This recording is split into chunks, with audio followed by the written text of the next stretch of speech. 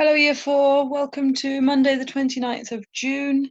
This is the beginning of week 5 of a very unusual term 6. I hope you're all well, wherever you are, whether you're at home or whether you are back in school in a key worker class. I hope you had a lovely weekend and that you're ready for a new project in English.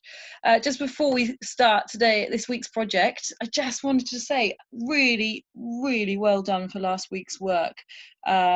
We have all, myself, Miss Mather, Miss Nolan, Miss Fulford, and Mrs. Franklin, we've just been blown away by the quality of your poems.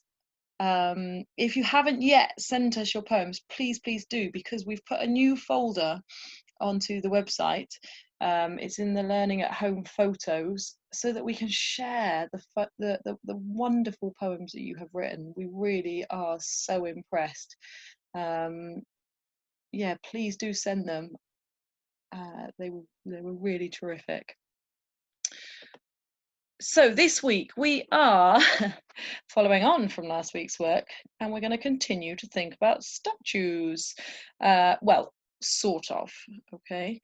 I'm going to start today's lesson just by reading you an article from the BBC News, and I want you to think about it and what do you think about it? Okay, so the title is, how many statues of black people does the UK have? So this was written after the Colston statue was pulled down. Okay, so it's very topical. The killing of George Floyd has sparked weeks of protest in the UK and a debate about history and diversity. Monuments to those involved in the slave trade are being scrutinised, with many calling for them to be removed. The Mayor of London, Sadiq Khan, has said that, rather than simply removing the statues, new monuments should be erected to commemorate the role minorities have had on British history, including the Windrush generation and murdered schoolboy Stephen Lawrence. How many statues are there of black individuals? The short answer is we don't exactly know. Because statues are generally approved at a local level, there is no one central place for listing them. However, the Public Monuments and Sculpture Association has recorded thousands of statues across England, Wales and Scotland. These are statues or sculptures publicly available. Very few are on private estates, and almost all are located outside. We looked at 968 public statues or sculptures in the database, of which 610 were identifiable as named people.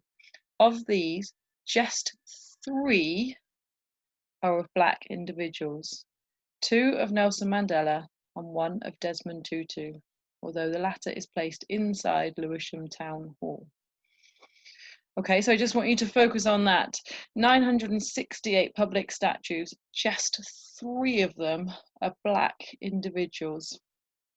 Okay, and the article does go on to say that there may be a few more, but records aren't very clear about that.